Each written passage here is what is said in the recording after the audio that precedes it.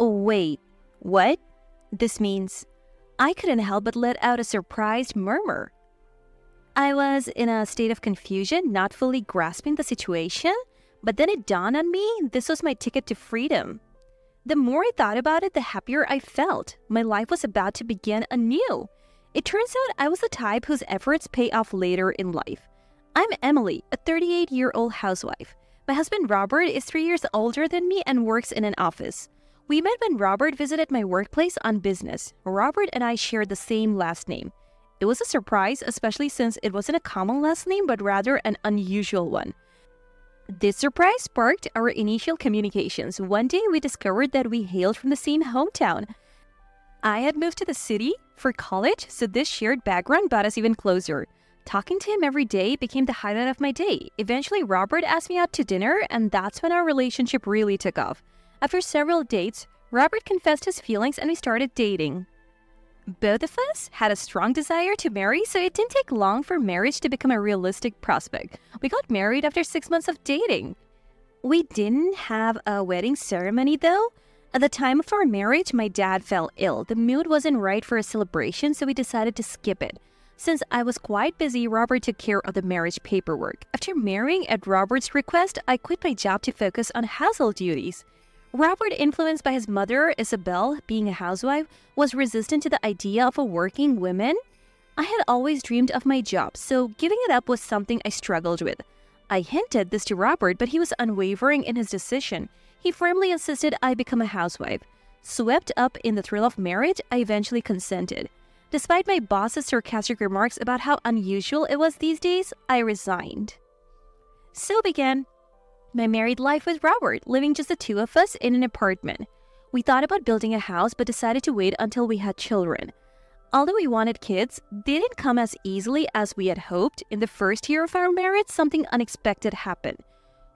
We started living with Robert's mother, Isabel, making it a 3-person household. There was a reason for Isabel moving in with us. Initially, Isabel had refused to live with us, so in a way, I felt relieved thinking we could maintain a comfortable distance. But suddenly, she proposed moving in. Apparently, Isabel had accumulated substantial liabilities due to gambling and had become desperate. She had to sell her own house, leaving us no choice but to accept her. Without any prior discussion, suddenly a large amount of her belongings arrived at our home.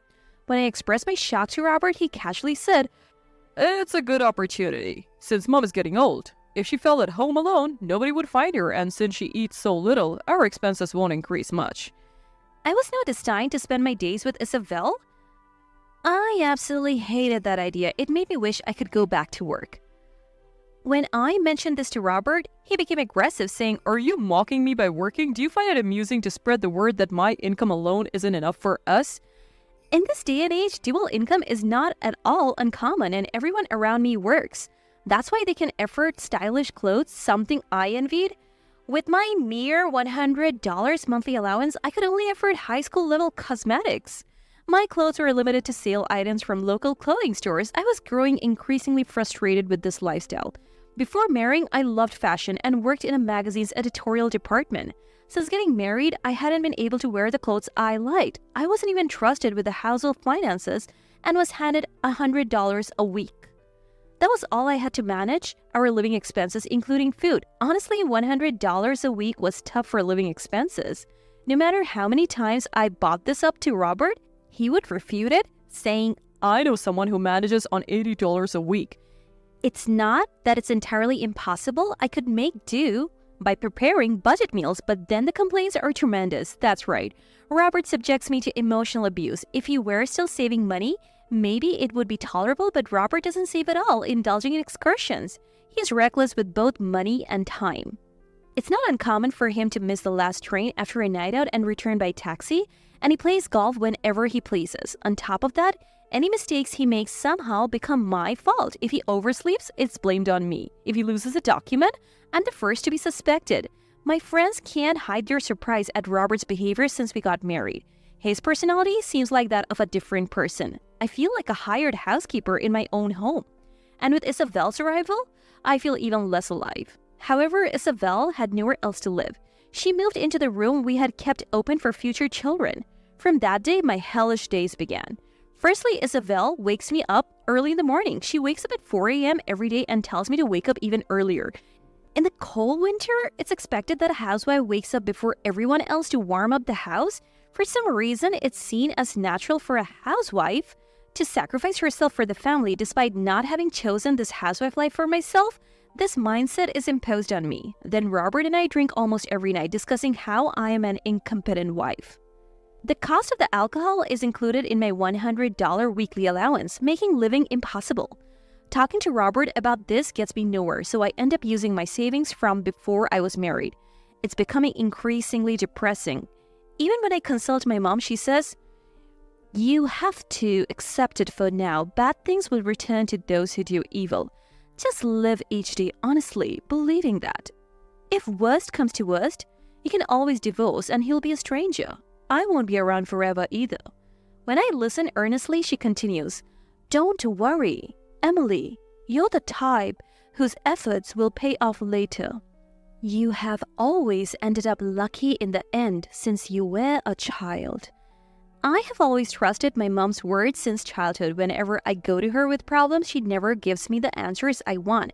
But somehow, she always manages to convince me. Being an only child, I worry about my mom who lives far away. And since my dad hasn't fully recovered from his illness, I can be at ease. However, I like the freedom to visit my parents' home easily. When people hear all this, they wonder why I don't just get a divorce. I would probably think the same if I heard it from a friend, but there's a reason for it. It's Robert's duality. In front of Isabel, Robert acts like a tough, henpecked husband. He even gives me orders and, as I mentioned before, subjects me to emotional abuse. But when it's just the two of us, he's different.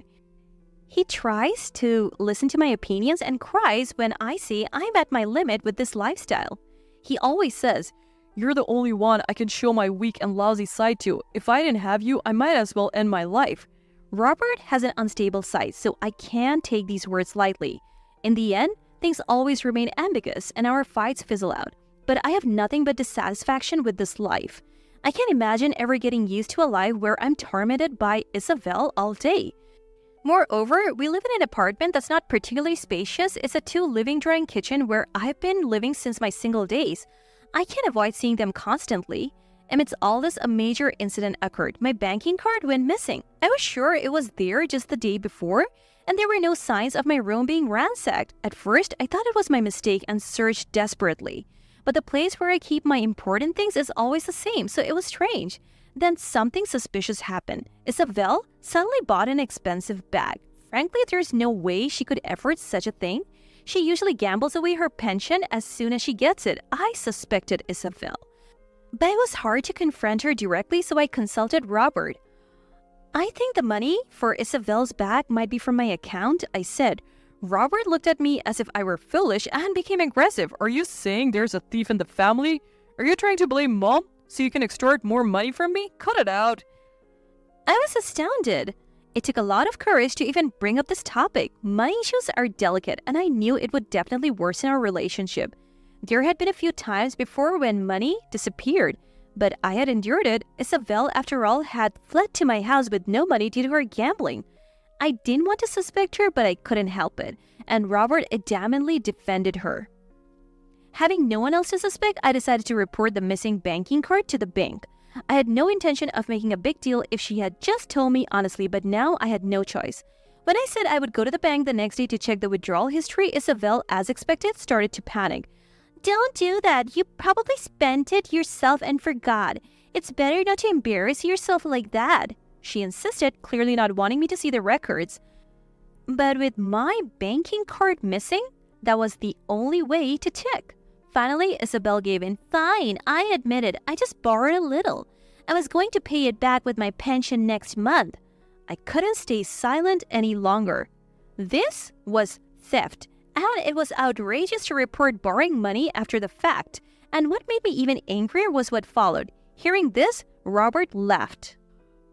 Mom, if you were in trouble, you should have just told me. Why did you buy a brand bag? Isabel replied, "Well, I'm meeting old friends next week, like a reunion. I can't go looking shabby, right? So I bought it. I'll sell it after the reunion and turn it into cash." It somehow turned into a laughing matter. I couldn't find anything funny about it. The mother and son taking it lightly and laughing without any apology. I had reached my limit. Our relationship had always been strained. They constantly criticized the food I cooked and they never helped clean. Yet they arrogantly complained about me being an incompetent wife. I could hear Isabel gossiping about me on the phone with her friends bad-mouthing me. I didn't need to defend such people. At that moment, I felt as if I had broken free from some sort of brainwashing. That night, Robert said to me, I'll cover the cost of Isabel's bag, so don't make a big deal out of it. I know she feels bad about it. That gave me goosebumps. His attitude was so different, it made me suspect he had a split personality. I had made up my mind. I'm leaving this house. Once I decided, I knew I had to act quickly. I started looking for a job. I didn't care about their complaints anymore. To live my life my way, I had to cut ties with them. So I went to the Employment Development Department to get a referral. I needed identification documents. But I didn't have a driver's license. I wasn't on Robert's insurance plan and had been paying my insurance premiums myself. I'm not proud of it, but I rarely get sick. I hadn't been to the hospital since getting married. Robert manages my insurance card, so I don't want to ask him for it. This is because I'm planning to tell him only after I've secured a job. So I went to get my residence registration. Looking at the residence registration, I was shocked. Wait, what? This means my voice escaped me unintentionally. For some reason, I was still listed as unmarried. The address was correct, our current apartment, but it was originally my apartment. So there was no need for an address change. Confused by the situation, I couldn't quite understand what was happening. I impulsively asked the municipal office staff, "Does this mean I'm not married?" The staff responded with a troubled expression. Understandably so, they had probably never been asked such a strange question before. But once it was confirmed, the situation changed completely. I could be free. I looked over the document again and again, feeling happy. Could such an unbelievable miracle really happen? My life was about to begin, a new start for my life. I returned home from the municipal office feeling light-footed and quickly arriving home. As soon as I got home, Isabel demanded, "I'm hungry. Make dinner quickly." I no longer needed to do that. In fact, I never needed to.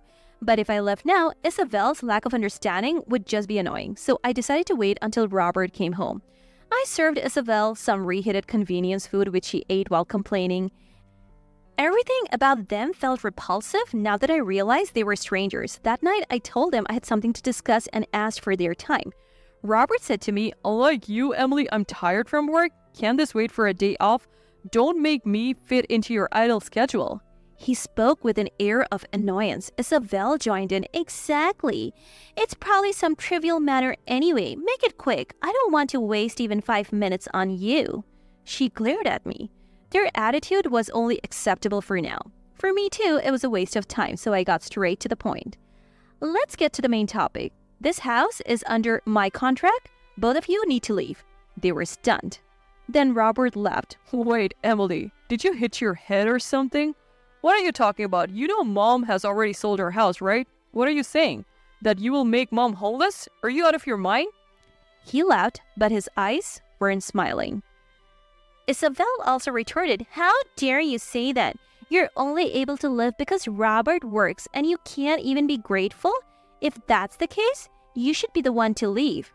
Robert and Isabel clearly didn't grasp the situation. So I decided to explain everything from the beginning. I asked Robert, "Was there no issue with the marriage application?" He claimed ignorance when I revealed it wasn't processed. Isabel turned pale. But Robert still didn't understand. He said to me, "I think they mentioned something, but I didn't want to hear it, so I left. But it's the city hall's fault for not processing it, not mine." Again, it happened. His usual habit of blaming others.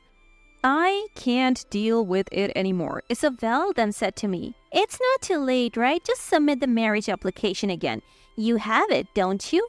I replied, "I have been taken for granted too much. There's no way I'm going to marry now, especially not in such a foolish way. And this apartment is in my name. You two are just parasites. That's why I'm telling you to leave." Realizing what I meant, Isabel got angry. "You are committing marriage fraud. Living off my son's money while not being married, it's scary." It was all nonsensical. Again, I told them it was a waste of time. Finally understanding, Robert said, I get what Emily is saying. Maybe Mom has been too harsh on Emily.